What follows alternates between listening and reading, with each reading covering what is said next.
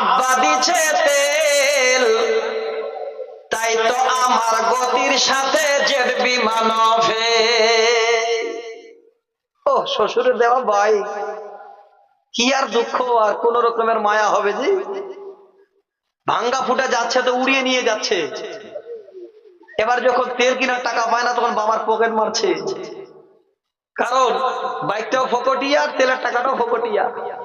তো বাইকটা চালাবে তো ভালোভাবে। কবি বলে, বাইকটা দিচ্ছে শ্বশুর মশাই, আব্বা দিচ্ছে তেল, তাই তো আমার গতির সাথে জেট বিমান ফেল।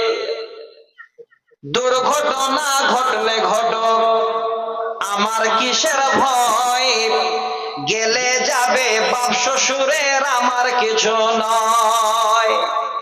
চললে আমার মোটর গাড়ি, জোরসে মারো টান, কে কি বলে শুনবো না, আজ ধরছি চেপে কান।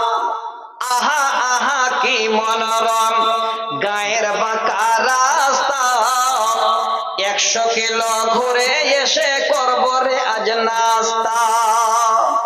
এমন গতি তুলবো রে আজ আমার গতি দেখে, থমকে যাবে পথের পথিক পন্ত চলা রেখে।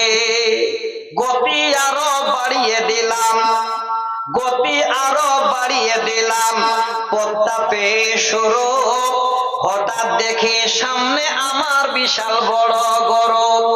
ধাক্কা লেগে হুন্ডা আমার পড়লো গিয়ে খাদে, তখন আমার হুঁশ ছিল না, ফিরছে দুদিন বাদে। দুদিন বাদে হুঁশ ফিরলে চেয়ে দেখে ভাই, আমার যে 2 পা ছিল তার একটা সাথে না। হয়েছে কিনা বলুন? কত দুর্ঘটনা ঘটছে, টাকা দিলে গোটাটাই শোনাবো, না হলে আধা।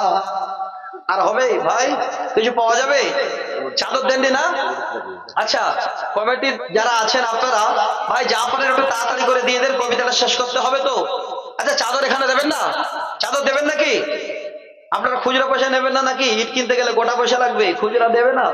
দেন চাদর গুলো দেন, দেখি কে আছেন ভাই। 100 250 করে চাদর একটু দিয়ে দেন, সরিষা গুলো লিখে দেবেন। আপনার কাছে যাচ্ছে, দয়া করে ওই যে চাদরটা গেছে দেখেন, চাদর ধরেছে ছেলেরা, আপনারা দয়া করে সবাই চাদর একটু করে হাত বাড়ান। কি আছে জীবনে বন্ধু, অনেক খরচ করি, 299 টাকা যদি না ঢোকা হয়